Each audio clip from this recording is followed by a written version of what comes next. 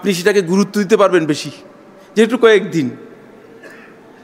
এরপর আল্লাহ সুবহানাহু ওয়া তাআলা এই কয়েকদিন, এই দিনের কথা আল্লাহ রাব্বুল আলামিন বলেছেন মা'দুদাত, এটি একেবারেই গোনা গোনা, হাতে গোনা কয়েকটি দিন।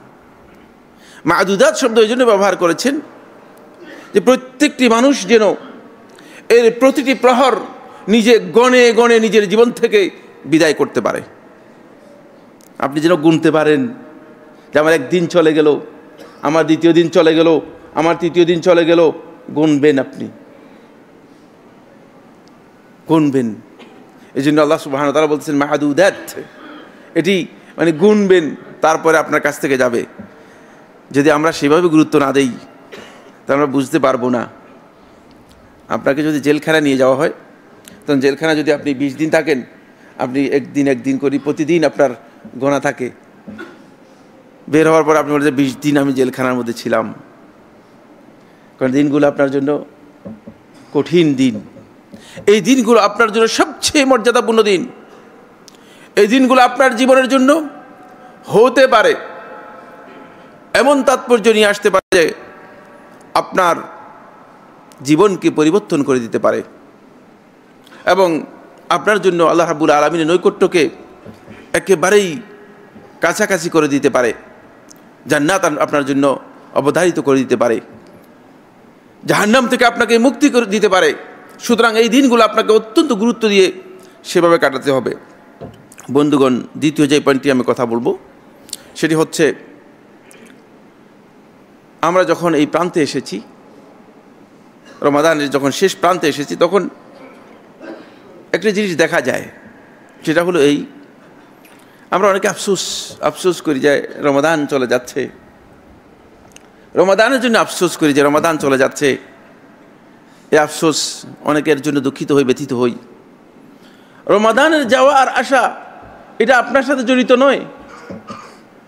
রমাদান চলে যাচ্ছে, আবার রমাদান আসবে, কারণ রমাদান আল্লাহর নির্দেশে আসছে এবং যাচ্ছে। কিন্তু আপনি আফসোস করার দরকার ছিল নিজের জন্য, রমাদানের জন্য নয়। আমরা ভুল আফসোস করতেছি। অনেকে রমাদান মাসের জন্য আফসোস করছেন এবং কান্নাকাটিও করেন। তিনি ভুল কান্নাকাটি করছেন। রমাদান মাসের জন্য আপনার কান্নার কোনো কারণ নেই। রমাদান আল্লাহ রাব্বুল আলামিনের সৃষ্টি, আসবে আর যাবে। আল্লাহ রাব্বুল আলামিন রমাদানকে সেই নির্দেশ দিয়েছেন, আগামী বছর আসবে, এর পরের বছর আসবে, যতদিন আমার আল্লাহ তাআলা চাইবেন ততদিন আসবে।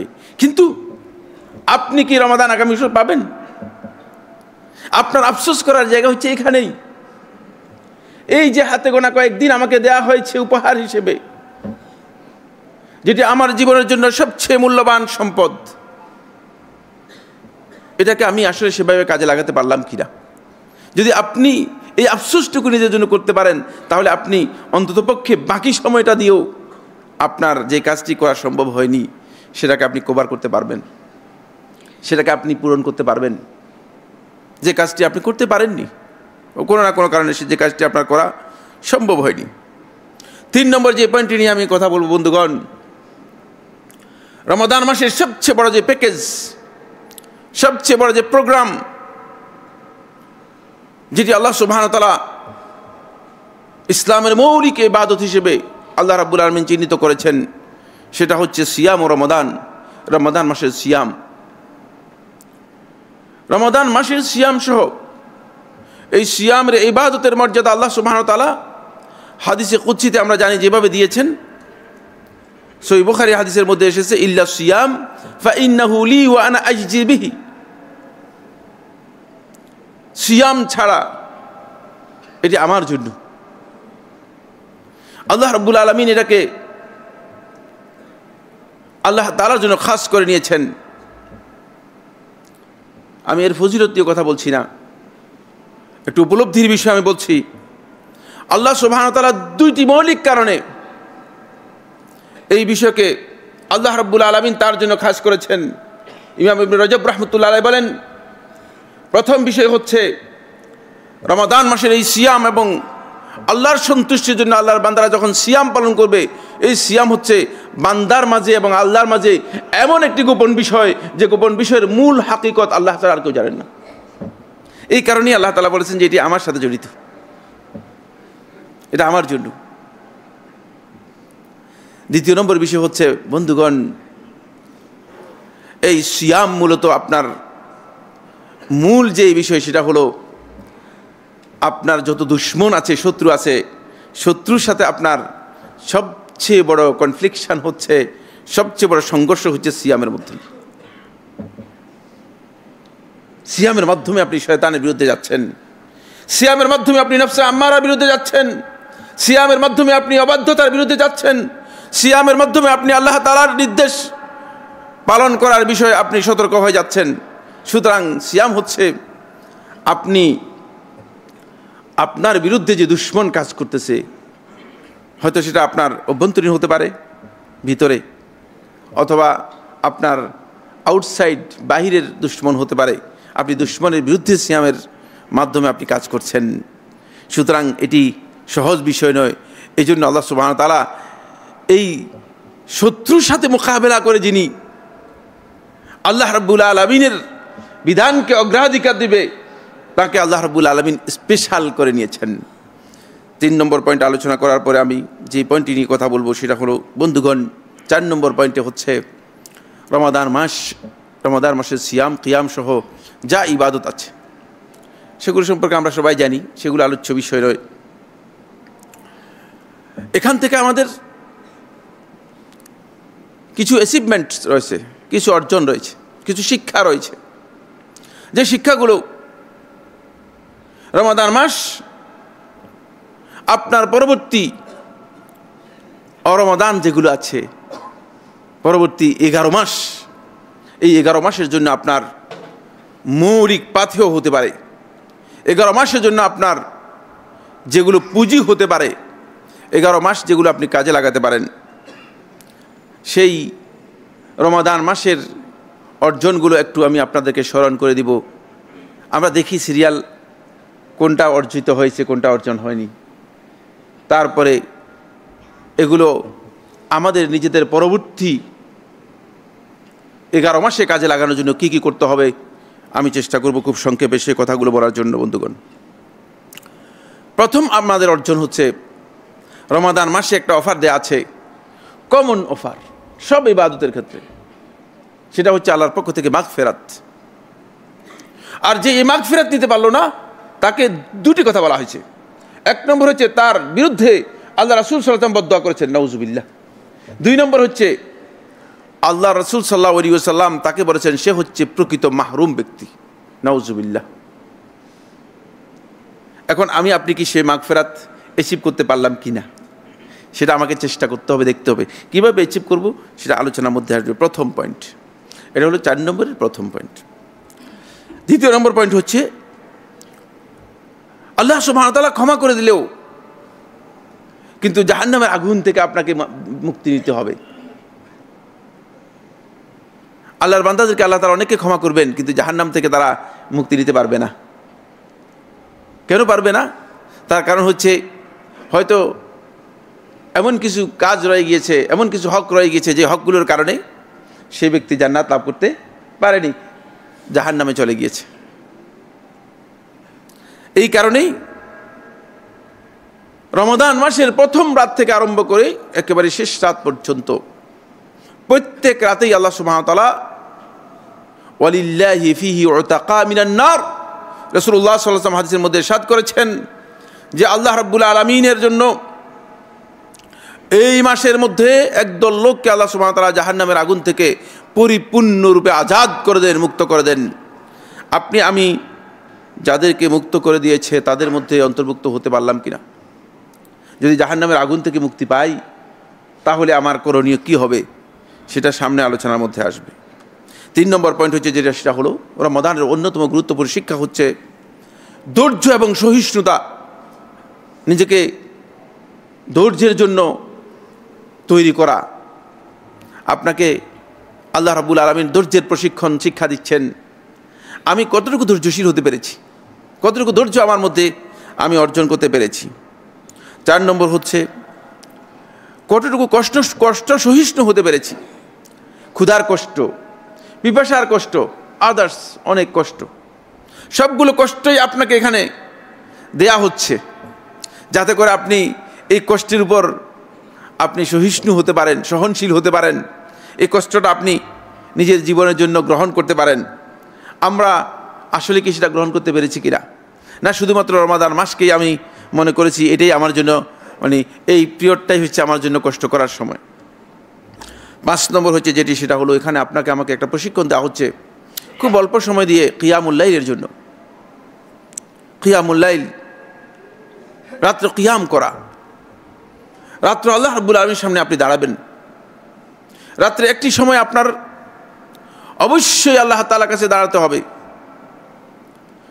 সেই দাঁড়ানোকে যাতে আপনার একটা অভ্যাস তৈরি হয়, এই জন্য রমাদান মাসে আপনাকে কিয়ামুল লাইলের একটা বিষয় রাসূলুল্লাহ সাল্লাল্লাহু আলাইহি ওয়াসাল্লাম জানিয়ে দিয়েছেন, আর এত বেশি গুরুত্ব দিয়েছেন যে ঠিক রমাদানের সিয়ামের যে মর্যাদা,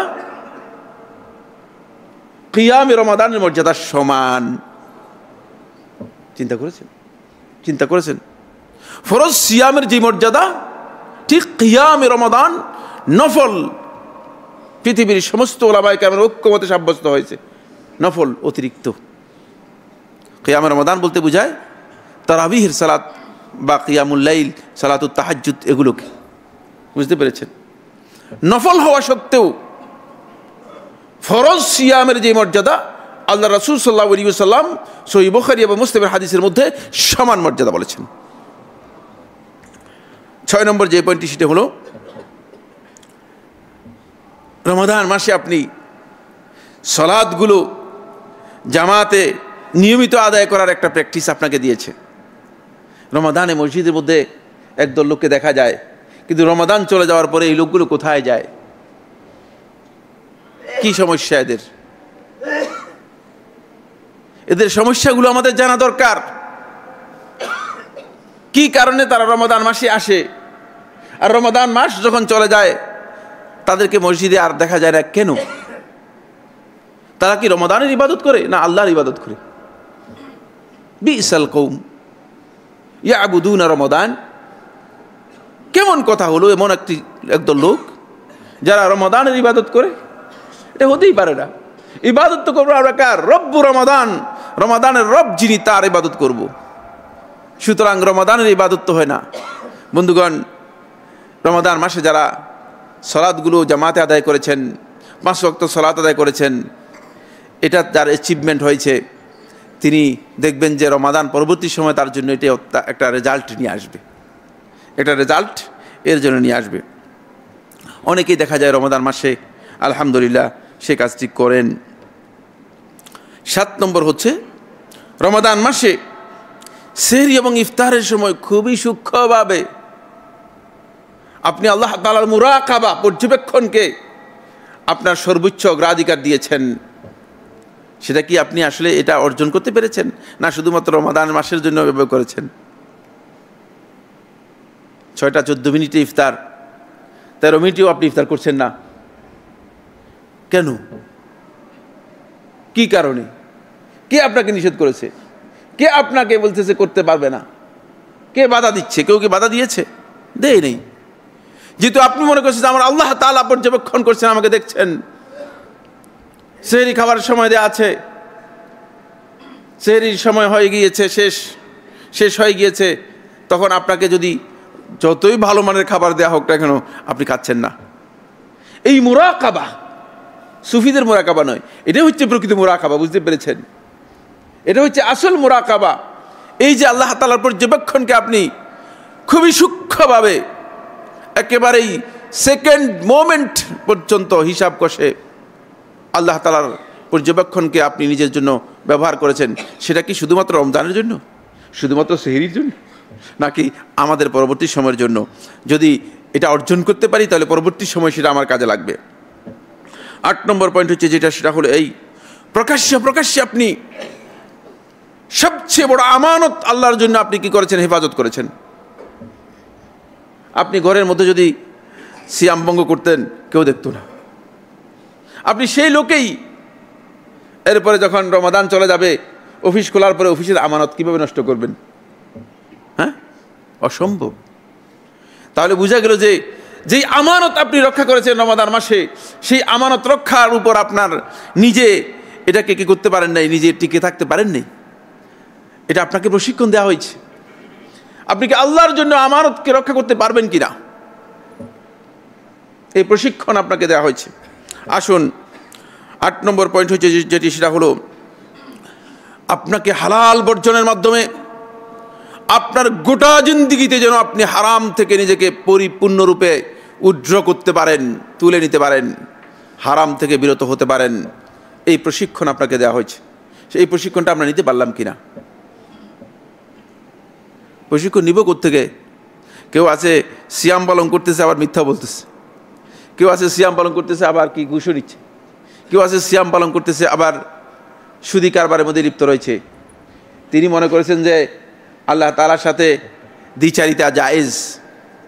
খবরদার, আমার সাথে পারবেন, অন্য ব্যক্তির সাথে পারবেন, কিন্তু আল্লাহ রাব্বুল আলামিনের সাথে এই ধরনের আচরণ বান্দার আচরণ নয়। বান্দার আচরণ, এই আচরণ আল্লাহ তাআলার সাথে মুনাফিকের আচরণ। ঈমানদার ব্যক্তিদেরকে সতর্ক হতে হবে। এখানে অ্যাচিভমেন্ট, অর্জন, শিক্ষা সেই ব্যক্তি নিতে পারবে যে প্রকৃত ঈমান তার অন্তরের মধ্যে ধারণ করতে পেরেছে। ঈমান যদি না থাকে তাহলে সেই শিক্ষা আমরা নিতে পারবো না। শুধুমাত্র রমাদান আসবে আর যাবে, আর রমাদান নিয়ে আমরা কথা বলবো আর আপনারা শুনবেন না, এটা যথেষ্ট হবে না। আসুন এরপরে যে 10 নম্বর যে পয়েন্টটি, সেটি হলো বন্ধুগণ, রমাদান মাসে আপনি আপনার জিহ্বাটাকে মিথ্যা এবং গীবত, তারপরে মূর্খতাপূর্ণ আচরণ থেকে হেফাজত করেছেন। এই প্রশিক্ষণ দেওয়া হয়েছে। আপনাকে কেউ আপনার সাথে বাড়াবাড়ি করলে, কেউ আপনার সাথে দুর্ব্যবহার করলে আপনি বলবেন যে আমি রোজাদার। কি শিক্ষা দিয়েছে এই লোকটাই? আপনি রমাদানের পরে আপনার মুখের মধ্যে ভাষা চেঞ্জ, শব্দ চেঞ্জ হয়ে গিয়েছে। এটা হতে পারে না, এটা হতে পারে না। তাহলে এই শিক্ষাটুকু আমি নিই নাই। আমি জীবনের জন্য এই শিক্ষাটুকু আমার নেওয়া হয়নি। আমি আমার জিহ্বাটাকে হেফাজত করতে পেরেছি কিনা রমাদানের এই শিক্ষা? কারণ রমাদান আমাকে এই শিক্ষা দিয়ে যাচ্ছে, প্রত্যেকটি সিয়াম আমাকে এই শিক্ষা দিয়ে যাচ্ছে যে আমার জিহ্বা কিভাবে আমি হেফাজত করব, কিভাবে আমার জিহ্বাটাকে আমি কাজে লাগাবো। এরপরে 11 নম্বর পয়েন্ট হচ্ছে যেটি, সেটা হলো রমাদান মাস আপনাকে আপনার অঙ্গ প্রত্যঙ্গকে আল্লাহ তাআলার বাধ্যতা থেকে হেফাজত করার একটা শিক্ষা দিয়ে যাচ্ছে। এই চোখ, এই কান, এই হাত, এই পা, লজ্জাস্থান, এই সব কিছুই আপনাকে কি করতে হবে? হেফাজত করতে হবে। এই সব কিছুই আল্লাহর বাধ্যতা থেকে ফিরিয়ে আনতে হবে। এটাকে ফিরাতে পারেন নাই, রমাদান এর প্রকৃত তাৎপর্য আসলে আপনি বুঝতে পারেননি। আপনি এটাকে হাফেজ ইবনে রজব রাহমাতুল্লাহ আলাইহি লাতাইফুল মাআরিফের মধ্যে উল্লেখ করেছেন। এটা হচ্ছে রমাদানুল আম্মা, পাবলিকের সিয়াম পালন করেছেন। নাম দিয়েছে কি? সিয়ামুল আম্মা অথবা রমাদানুল আম্মা। পাবলিকের সিয়াম পালন করেছেন, পাবলিক সিয়াম। আল্লাহর বান্দার সিয়াম আপনার হয়নি। একটি হচ্ছে পাবলিকের সিয়াম, এটা হাফেজ ইবনে রজব রাহমাতুল্লাহ লাতাইফুল মাআরিফে বিস্তারিত আলোচনা করেছেন, যদিও আমি এটা আলোচ্য বিষয় নয়, সেদিকে আমি যাচ্ছি না। পাবলিকের সিয়াম দিয়ে আপনি আজকে যে সিয়ামের শিক্ষার কথাগুলো আমরা আলোচনা করছি সেগুলো অর্জন করতে পারবেন। এখান থেকে শুধুমাত্র ক্ষুধার কষ্ট পাবেন, পিপাসার কষ্ট পাবেন, যৌন চাহিদার যে কষ্ট আছে সেই কষ্টটুকু পাবেন, এবং নিজের কাছে মনে হবে যেন একটা বোঝা মাথার উপর কি করেছি, রেখে দিয়েছি। যদি আপনার মাথার উপর 20 কেজি একটা বোঝা দেওয়া হয়, আপনার যেমন ভারী ভারী মনে হবে, আপনার কাছে মনে হবে যেন সিয়াম এবং রমাদান দুইটাই আপনার মাথার উপর ভারী হয়ে আছে। নাউজুবিল্লাহ। এরপরে যে পয়েন্টটি, সেটি হলো 12 নম্বর পয়েন্ট হচ্ছে, বন্ধুগণ, রমাদান মাস আপনাকে শিক্ষা দিয়ে যাচ্ছে আপনি আল্লাহ তাআলার সন্তুষ্টি এবং ভালোবাসাকে আপনার জীবনের মৌলিক বিষয়ের উপর আপনি অগ্রাধিকার দিয়েছেন। আপনার খাবার মৌলিক বিষয়, ঠিক না? আপনার পানীয় মৌলিক বিষয়, আপনার প্রবৃত্তির টেন্ডেন্সি পূরণ করা এটা মৌলিক বিষয়। এই জন্য আল্লাহ রাব্বুল আলামিন হাদিসে কুদসির মধ্যে বলেছেন, ইয়াদাউ তুআমাহু ওয়া শারাবাহু মিন আজলি ওয়া শাহওয়াতাহু, সে তার পানাহারকে বর্জন করে, সে তার প্রবৃত্তি যে টেন্ডেন্সি আছে সেটাকে বর্জন করে, মিন আজলি, শুধুমাত্র আমার জন্য। এখন আপনি রমাদান মাসে এটাকে অগ্রাধিকার দিতে পেরেছেন আল্লাহর সন্তুষ্টি এবং ভালোবাসার জন্য, তাইলে রমাদানের বাকি সময় আপনি সেটাকে কিভাবে কাজে লাগাবেন? আদৌ বাকি সময় আপনি সেটাকে কাজে লাগাতে পারবেন কি না? আসুন এরপরে যে পয়েন্টটি 13 নম্বর, সেটি হলো বন্ধুগণ, রমাদান মাস আপনার হাতে একটা ডাল দিয়ে গেছে, সেই ডালটুকু আপনি অপরাধ থেকে নিজেকে বাঁচানোর জন্য ব্যবহার করবেন। ইয়াস্তাজিন্নু বিহাল আবদু মিনাল যুনুব, বান্দা ওই ডাল ব্যবহার করবে, ইয়াস্তাজিন্নু বিহাল আবদু মিনাল যুনুব, গুনাহ থেকে বাঁচার জন্য রমাদান আপনাকে একটা ডাল দিয়েছে। এখন এই ডাল আপনি আসলে পেয়েছেন কিনা? এই ডালটুকু রাসূলুল্লাহ সাল্লাল্লাহু আলাইহি ওয়াসাল্লাম হাদিসের মধ্যে স্পষ্ট করেছেন, আস-সিয়ামু জুন্নাহ। আপনারা শুনেছেন এগুলো সম্পর্কে বিস্তারিত অনেক আলোচনা নিশ্চয়ই হয়েছে, কোনো সন্দেহ নেই। রমাদানের এই শিক্ষাগুলো আমার বন্ধুগণ যদি আমরা পালন করতে চাই, আমাদের নিজেদের জীবনে আমরা যদি এই শিক্ষাগুলোকে কাজে লাগাতে চাই, তাহলে আমাদের রমাদান মাসে আমরা যেই জিনিসগুলোর সাথে খুব কাছাকাছি পৌঁছতে পেরেছি সেগুলোকে আমাদের গোটা জীবনের জন্য সেগুলোর উপর আমাদেরকে ইস্তেকামত আসতে হবে, অবিচল হতে হবে। সেগুলোকে আমরা যাতে করে আমরা পরবর্তী 11 মাস সেগুলোকে কাজে লাগাতে পারি, সেই ইস্তেকামতে যেতে হবে। যদি পরবর্তী 11 মাস কাজে না লাগাতে পারি, তাহলে সেগুলো শুধুমাত্র রমাদান মাসের মধ্যে সীমাবদ্ধ হয়ে যাবে, আর সেগুলো দিয়ে আমি নিজে উপকৃত হতে পারবো না। তাহলে আমি রমাদান মাসে আল্লাহর বান্দা হব, অথবা রমাদানের বান্দা হব, কিন্তু প্রকৃত গোটা জীবনের জন্য আল্লাহর বান্দা হতে পারবো না। গোটা জীবনের জন্য আল্লাহর বান্দা হতে পারবো না। আমরা শুধু রমাদানের বান্দাও হতে চাই না, আর রমাদান মাসেও আল্লাহর বান্দা হতে চাই না, আমরা গোটা জীবনের জন্য আল্লাহর বান্দা হতে চাই। এই জন্য প্রথম পয়েন্ট হচ্ছে যেটি, সেটা হলো অবশ্যই আপনাকে রমাদান মাস যে শিক্ষাগুলো দিয়েছে সেগুলোর উপর আপনাকে অবিচল ইস্তেকামত নিতে হবে। বন্ধুগণ, ইস্তেকামত সম্পর্কে কয়েকটি কথা বলবো। 1 নম্বর যে পয়েন্টটি, সেটা হলো এই, ঈমান এবং তাওহীদের পরে আল্লাহর বান্দা যখন ইবাদত করে, ইবাদতের উপর এবং ঈমানের যে দাবি আছে এই দাবির উপর যদি মুস্তাকিম হয়, তাহলে ওই ব্যক্তির জন্য জান্নাতে যাওয়ার এবং আল্লাহর পক্ষ থেকে সুসংবাদ লাভ করার জন্য আর কোনো কিছুর প্রয়োজন নেই। সূরা ফুসসিলাতের 30 নম্বর আয়াতের মধ্যে আল্লাহ সুবহানাহু ওয়া তাআলা স্পষ্ট করে বলেছেন, ইন্নাল্লাযীনা ক্বালু রাব্বুনাল্লাহু সুম্মা ইসতাকামু তাতানাজ্জালু আলাইহিমুল মালায়েকা আল্লা তাখাফু ওয়া লা তাহজানু ওয়া আবশিরু বিল জান্নাহ।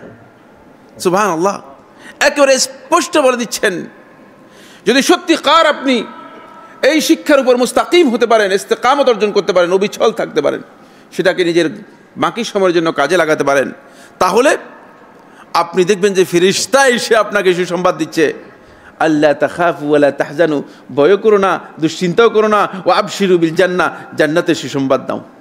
কোরআনের মধ্যে বলছে, এটি হাদিস নয়। আপনারা যারা বলতেছে যে হাদিসের মধ্যে সংশয় আছে, তারাও শুনে নেন ভালো করে, এটা কোরআনের বক্তব্য, হাদিস থেকে বলছি না। সূরা ফুসসিলাতের 30 নম্বর আয়াত। সুতরাং আপনি এই সুসংবাদের কাছে পৌঁছে যাবেন। বন্ধুগণ, ইস্তেকামতের এত গুরুত্ব কেন? বলে আল্লাহ সুবহানাহু ওয়া তাআলা একটি ফরজ দোয়া আমাদেরকে শিক্ষা দিয়েছেন, যেই ফরজ দোয়া হচ্ছে আমরা প্রত্যেক সালাতের মধ্যে প্রত্যেক রাকাতে আমরা বলে থাকি, ইহদিনাস সিরাতাল মুস্তাকিম। ইস্তেকামত যেন আমি এই রাস্তার উপর আমি যেন অবিচল থাকতে পারি, অটুট থাকতে পারি, যাতে আমি আমার জীবনের শেষ সময় পর্যন্ত এই রাস্তার উপর থাকতে পারি। কারণ এখানে যদি আপনি মুস্তাকিম হতে না পারেন, আপনি যদি অবিচল হতে না পারেন, তাহলে আপনি ক্ষতিগ্রস্ত হয়ে যাবেন। ফলে রাসূলুল্লাহ সাল্লাল্লাহু আলাইহি ওয়াসাল্লামের কাছে একজন সাহাবী এসেছিলেন, তার নাম হচ্ছে সুফিয়ান ইবনে আব্দুল্লাহ আস-সাকাফী রাদিয়াল্লাহু তাআলা আনহু। নাম হচ্ছে সুফিয়ান ইবনে আব্দুল্লাহ আস-সাকাফী রাদিয়াল্লাহু তাআলা আনহু। এসে প্রশ্ন করলেন, হে রাসূল সাল্লাল্লাহু আলাইহি ওয়াসাল্লাম, ইসলামে এমন একটা বক্তব্য আমাকে দেন, অনেক বেশি না, শর্ট একটা নোট দিয়ে দেন, শর্ট একটা গাইডলাইন দিয়ে দেন, এমন একটা বক্তব্য দেন যে বক্তব্যটুকু আমি আপনার কাছ থেকে নেওয়ার পরে আর কিছুই কারোকে জিজ্ঞেস করবো না, কাউকে আর কিছু জিজ্ঞেস করবো না। শুধু এতটুকু বলে দেন। তখন আল্লাহ রাসূল সাল্লাল্লাহু আলাইহি ওয়াসাল্লাম খুব সংক্ষেপে বললেন, কুল আমানতু বিল্লাহি সুম্মা ইসতাকিম, তুমি এই ঘোষণা দাও, আমানতু বিল্লাহ, আল্লাহর প্রতি ঈমান এনেছি, ঈমানের যে দাবিগুলো আছে এই দাবিগুলো মেনে নাও, সুম্মা ইসতাকিম, তারপরে ঈমানের এই দাবিগুলোর উপর তুমি অবিচল থাকো, গোটা জীবন এর উপর প্রবাহিত করো, পরিচালনা করো, তাহলে তোমার জন্য যথেষ্ট হয়ে যাবে। সংক্ষেপ যে এত সংক্ষেপ হয়েছে, এই সংক্ষেপটা কি হয়ে গেছে? সংক্ষেপের সংক্ষেপ হয়ে গেছে, বুঝতে পেরেছেন? সংক্ষেপের মধ্যে কি হয়ে গেছে? সংক্ষেপ হয়ে গেছে। ফলে এই সাহাবী বিচক্ষণ সাহাবী ছিলেন, তিনি আল্লাহ রাসূলকে বলছেন যে আর প্রশ্ন করবেন না, আর প্রশ্ন করবেন না।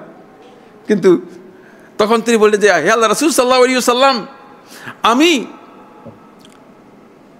ইস্তেকামতের কোন দিকটাকে অগ্রাধিকার দিব, একটু যদি, যেহেতু আল্লাহ রাসূল সাল্লাল্লাহু আলাইহি ওয়াসাল্লামকে বলছেন প্রশ্ন করবেন না, রাসূল সাল্লাল্লাহু আলাইহি ওয়াসাল্লাম উত্তর দিয়ে দিয়েছেন। রাসূলুল্লাহ সাল্লাল্লাহু আলাইহি ওয়াসাল্লাম আর মুখে বললেন না, ওয়া আশারা ইলাইহি, রাসূল সাল্লাল্লাহু আলাইহি ওয়াসাল্লাম জিহ্বার দিকে দেখালেন। জিহ্বা ঠিক করলেন তো আপনি আপনার গোটা জীবনের সব ঠিক করতে পারলেন, সব ঠিক করতে পারলেন। বন্ধুগণ, যা অপরাধ আছে, যা ক্রাইম আছে, যা কিছু আছে, সব জিহ্বার সাথে জড়িত। এজন্য বললেন যে ঠিক রাখতে হলে শেখুল ইসলাম ইবনুল কাইয়িম রাহমাতুল্লাহ এই বিষয়ে দীর্ঘ আলোচনা করেছেন তার কিতাবের মধ্যে, অনেক লম্বা আলোচনা রয়েছে, আমার এখানে আলোচ্য বিষয় নয়, সেজন্য আমরা সেদিকে যাচ্ছি না। বন্ধুগণ, ফলে আবু বকর রাদিয়াল্লাহু তাআলা আনহু বলেন, ইস্তাকিমু ফি'লান কামা ইস্তাকামু কওলান, যে তারা ঠিক মুখে যেভাবে ইস্তেকামতের ঘোষণা দিয়েছে, পরবর্তী জীবন সে অবিচল থাকবে, যে শিক্ষা নিয়েছে রমাদানে সেই শিক্ষার উপর, ঠিক মুখের কথাটাকে তারা কাজেও বাস্তবায়ন করতে হবে, কাজেও বাস্তবায়ন করবে। ওমর ইবনুল খাত্তাব রাদিয়াল্লাহু তাআলা আনহু বলেছেন যে ওই ব্যক্তি সত্যিকার মুস্তাকিম হবে যে ডান দিক বাম দিক আর গ্রহণ করবে না, সিগালের মতো এদিক সেদিক দৌড়াবে না। একেবারে উদাহরণ দিয়ে বলেছেন। সময়ের কারণে আমি বিস্তারিত এই কথাগুলো বলতে পারবো না। ইস্তেকামতের জন্য গুরুত্বপূর্ণ কয়েকটি শর্ত রয়েছে বা কয়েকটি কারণ রয়েছে, যেগুলো আপনি নিজের এই জীবনে ইস্তেকামত নিতে হলে, আমি আমার এই পরবর্তী জীবনে এই রমাদান শিক্ষাগুলোকে যদি কাজে লাগাতে চাই, তাহলে আমার করণীয় যেগুলো রয়েছে, মানে সেখানে কিছু কারণ আছে যেগুলো আপনাকে করতে হবে। এক নম্বর হচ্ছে আল্লাহ তাআলার কাছে সাহায্য চাইতে হবে। এমনি মুস্তাকিম হয়ে যাবেন না। আল্লাহ রাব্বুল আলামিন যদি আপনাকে ইস্তেকামতের সুযোগ না দেয়, পারবেন না। এই জন্য আল্লাহ রাসূল সাল্লাল্লাহু আলাইহি ওয়াসাল্লাম সবচেয়ে বেশি বেশি যে দোয়াগুলো করতেন, আবু দাউদের রওয়ায়াতের মধ্যে এসেছে, ওয়ালা তাকিলনি ইলা নাফসি তারফাতা আইন, হে আল্লাহ, চোখের এক পলক পরিমাণ সময় পর্যন্ত আমাকে আপনি আপনার নিগরানি থেকে, আপনার মেহেরবানি এবং দৃষ্টি থেকে আমাকে সরিয়ে দিবেন না। আল্লাহ তাআলার কাছে এই দোয়া রাসূলুল্লাহ সাল্লাল্লাহু আলাইহি ওয়াসাল্লাম করতেন। সুতরাং আমরা যাতে করে আমরা আমাদের পরবর্তী জীবনটা পরিপূর্ণ এই রমাদান মাসের শিক্ষাটাকে কাজে লাগাতে পারি, সেই জন্য আমাদেরকে নিয়মিত আল্লাহ তাআলার কাছে দোয়া করতে হবে। রাসূলুল্লাহ সাল্লাল্লাহু আলাইহি ওয়াসাল্লাম আরও দোয়া করতেন অনেকগুলো, যেগুলো সময়ের কারণে আমরা হয়তো বলতে পারছি না। 2 নম্বর যে পয়েন্টটি, সেটা হলো বন্ধুগণ, এটা হলো ইস্তেকামতের জন্য আমাদের যে কাজগুলো করতে হবে। 2 নম্বর কাজ হচ্ছে নিজের সর্বোচ্চ চেষ্টা, আগ্রহ থাকতে হবে, ব্যয় করতে হবে, শ্রম দিতে হবে। আপনি রমাদান মাসের এই শিক্ষাগুলোকে নিজের কাজে লাগাতে হলে আপনার সর্বোচ্চ চেষ্টা থাকতে হবে যে আমার ত্রুটি হয়ে যাচ্ছে কিনা, আমার ঘাটতি হয়ে যাচ্ছে কিনা, আপনাকেই সচেতন হতে হবে। যদি আপনি সেটা করতে পারেন, তাহলে আল্লাহ সুবহানাহু ওয়া তাআলা আপনাকে ওয়াদা দিচ্ছেন। সূরা আনকাবুতের 69 নম্বর আয়াতের মধ্যে আল্লাহ তাআলা বলেন, সূরা আনকাবুত আয়াত নম্বর 69, আল্লাহ তাআলা বলেন, ওয়াল্লাযীনা জাহাদু ফীনা, যারা আমার আমলের ক্ষেত্রে, আমার ইবাদতের ক্ষেত্রে, আমার নির্দেশ পালনের ক্ষেত্রে সর্বোচ্চ প্রচেষ্টা চালাবে, লানাহদিয়ান্নাহুম সুবুলানা, প্রথমে আমি আমার রাস্তাগুলো তাদেরকে দেখিয়ে দিব, রাস্তাগুলো দেখে দিব। এরপরে আল্লাহ তাআলা বলতেছেন, রাস্তা দেখিয়ে দিয়ে, আপনাকে রাস্তা দেখাই দিলাম তো, আমি যেমন আমাকে আপনি বললেন যে একটা জায়গা দিয়ে ঠিকানা দিয়ে বললেন যে এরকম এরকম রাস্তা, এভাবে এভাবে যান, কিন্তু আমি একবার নতুন মানুষ, যেতে পারবো তো ঠিকঠাক মতো? হ্যাঁ, পারবো না। এই জন্য আল্লাহ রাব্বুল আলামিন বলতেছেন, লানাহদিয়ান্নাহুম সুবুলানা, রাস্তাগুলো দেখাবো। এরপর কি করব? এরপর আল্লাহ তো বলছেন ওয়া ইন্নাল্লাহা লামাআল মুহসিনিন, আর তারা যেন ভালো করে জানে নেয় আল্লাহ রাব্বুল আলামিন যদি তারা ভালো কাজগুলো করে তাহলে তাদের সাথেই থাকবে, রাস্তা দেখাবে এবং রাস্তার সাথেও থাকবে। বুঝলেন, রাস্তা দেখাবেন তো দেখাবেন, তারপরে কি করবেন, সাথেও থাকবেন, যাতে করে আপনি গন্তব্যে পৌঁছতে পারেন, যাতে করে আপনি গন্তব্যে পৌঁছতে পারেন। বন্ধুগণ, এটা হলো ইস্তেকামতের দ্বিতীয় বিষয়। এই জন্য ইমাম শাফি রহমতুল্লাহ, ইমাম আহমদ ইবনে হাম্বল রহমতুল্লাহকে প্রশ্ন করা হয়েছে, মাতা ইয়াজিদুল আবদু তা'আমার রাহা, কখন আল্লাহর বান্দা আরাম এর স্বাদটুকু পাবে, রাহাত পাবে, আরাম পাবে। আমরা মনে করছি রমজান শেষ তো আরাম হয়ে গেল নাকি, যাক আলহামদুলিল্লাহ, ওর কাছে যাক আলহামদুলিল্লাহ চলে গেল মোটামুটি। ইমাম আহমদ ইবনে হাম্বল রহমতুল্লাহকে প্রশ্ন করা হয়েছে যে বান্দা কখন আরাম পাবে, তখন তিনি বলছেন ইজা ওয়াদা কাদামাহু ফিল জান্নাহ, বান্দা তার চেষ্টা এমনভাবে অব্যাহত রাখবে যখন জান্নাতে তার পাটা ফেলবে তখন বলবে আলহামদুলিল্লাহ, তখনই সে আসলে আরাম পেয়েছে, তখনই সে প্রকৃত আরাম পেয়েছে। একই কথাই কাছাকাছি কথা বলেছেন ইমাম শাফি রহমতুল্লাহ আলাই।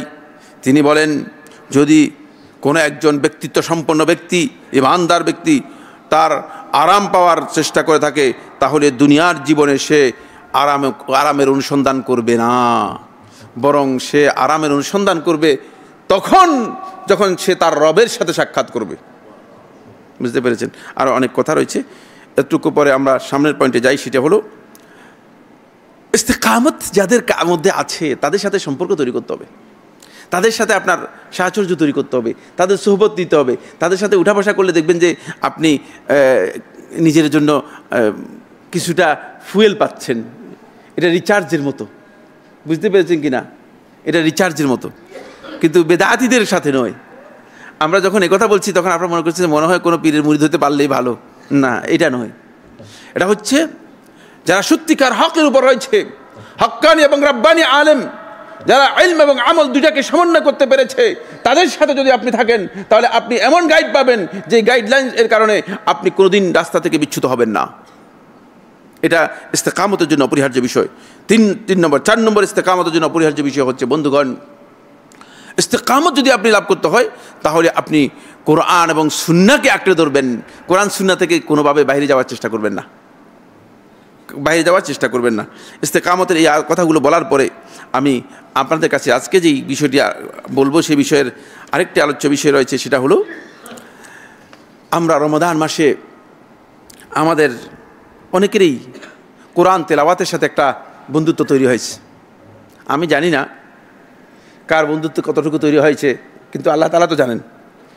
যদি আপনার রমাদান মাসে কোরআনের সাথে সম্পর্ক তৈরি হয় তাহলে আপনি দেখবেন যদি ইস্তেকামত আপনার আসে তাহলে আপনি রমাদান মাসে যদি 1 খতম করতে পারেন, আপনি রমাদান পরবর্তী মাসেও 1 খতম করতে পারবেন।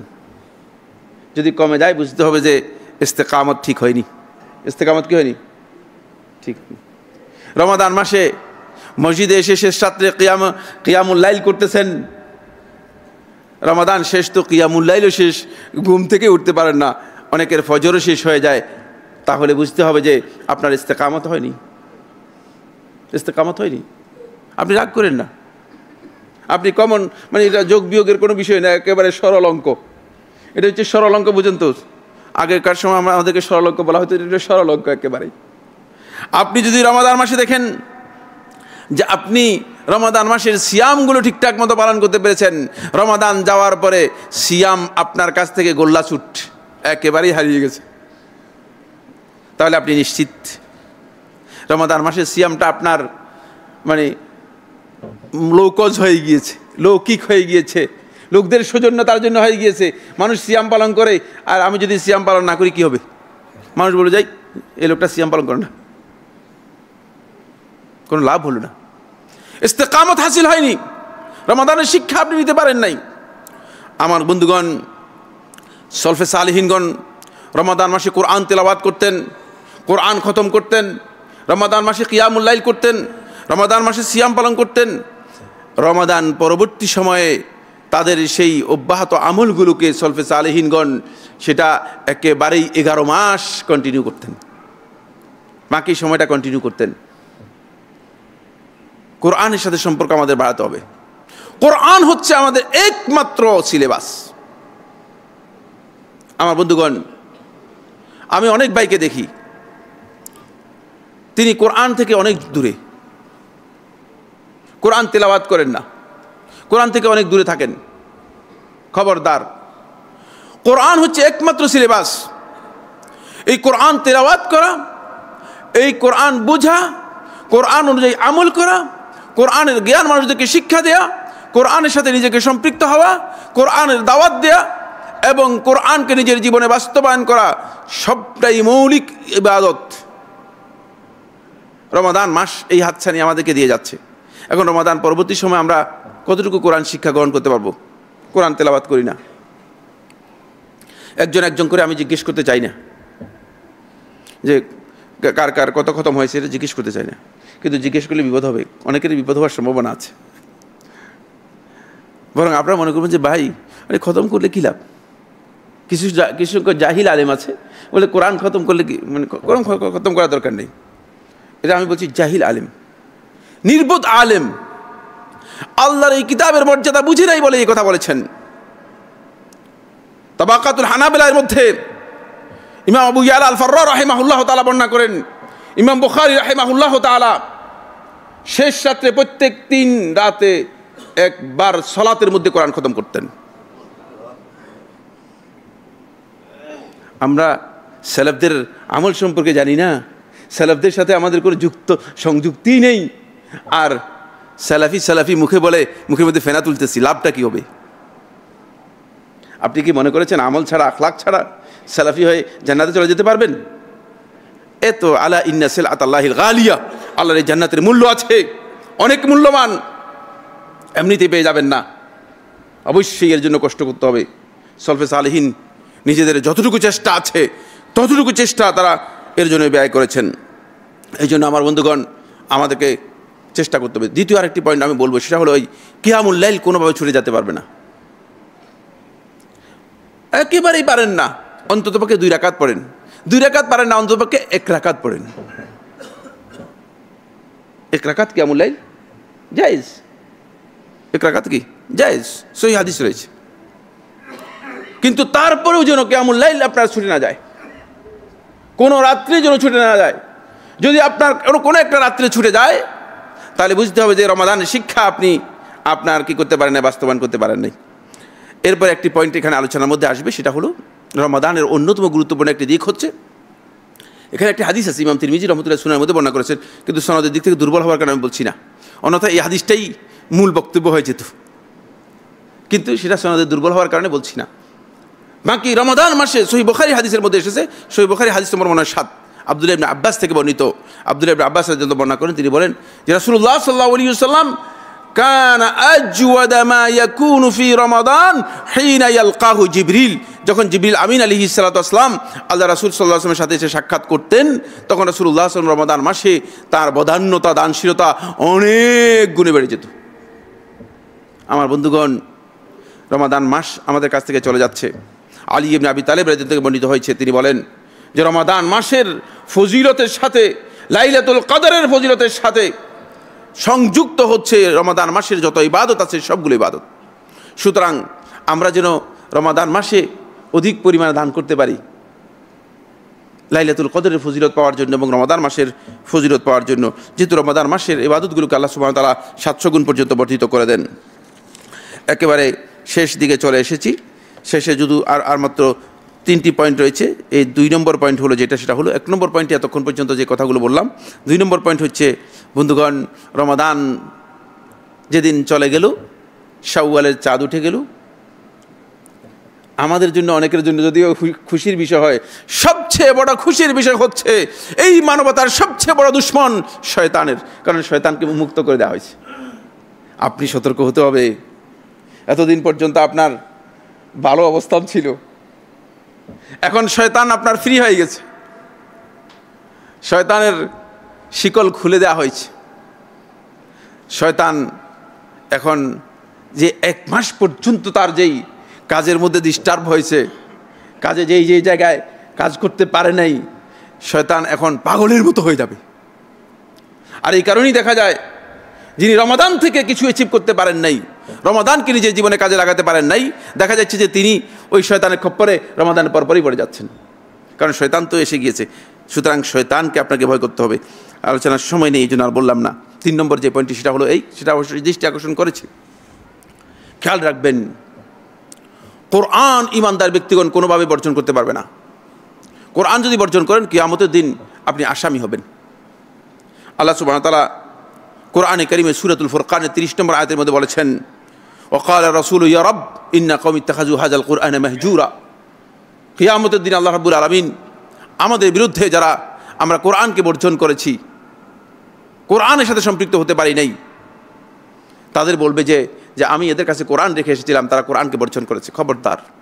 এই জন্য বন্ধুগণ, যিনি কোরআন পড়তে পারেন তিনি কোরআন পড়বেন, আর যিনি পড়তে পারেন না তিনি সবসময় কোরআন খুলবেন এবং কোরআন দেখবেন। অন্তপক্ষে বলে, আল্লাহ তোমার কিতাবটা পড়তে পারি নাই, দেখেছি। সালফে সালিহিনগণ বলেছেন, কোরআন দেখাও ইবাদত, কোরআন দেখাও ইবাদত। নিজের বক্তব্য বলছি না একটি শব্দও, খেয়াল রাখবেন। এরপরে সর্বশেষ যে কথাটি বলবো সেটা হচ্ছে, এই বন্ধুগণ, রমাদান মাস চলে যাওয়ার সাথে সাথেই আল্লাহ সুবহানাহু ওয়া তাআলা আমাদেরকে সবচেয়ে বড় যে বিষয়টি আল্লাহ রাব্বুল আলামিন আমাদেরকে দিয়েছেন সেটা হলো রমাদান মাসের পরেই ঈদ। খেয়াল রাখতে হবে যে অনেকে আছে যে রমাদান মাসের এই পুরা ইবাদতটাকেই ঈদের বেহায়াপনা, ঈদের মানে যত খারাপ কাজ, অশ্লীল কাজ আছে সবগুলো দিয়ে কাপড় ঠিক সাবান এবং ক্লোরক্স দিয়ে ধুয়ে যেমন মুছে একবারে সাদা করে ফেলে, ঠিক পুরা আমল নামাটাকে সাদা করে দেয়। নাউজুবিল্লাহ মিন যালিক। সিরিয়ালের জন্য, সিরিজের জন্য প্রস্তুতি নিচ্ছে, স্টার জলসার জন্য প্রস্তুতি নিচ্ছে। খবরদার, আপনার এই ইবাদতকে হেফাজত করার দায়িত্ব আপনার। যদি এমন কোনো আমল করেন যে আমলের কারণে আপনার ইবাদত নষ্ট হয়ে যাবে, তাহলে আপনি ক্ষতিগ্রস্ত। আকুলু কাউলি হাযা লি ওয়া লাকুম ফাস্তাগফিরুল্লাহ লি ওয়া লাকুম ফাস্তাগফিরুহু ইন্নাহু হুয়াল গফুরুর রহিম।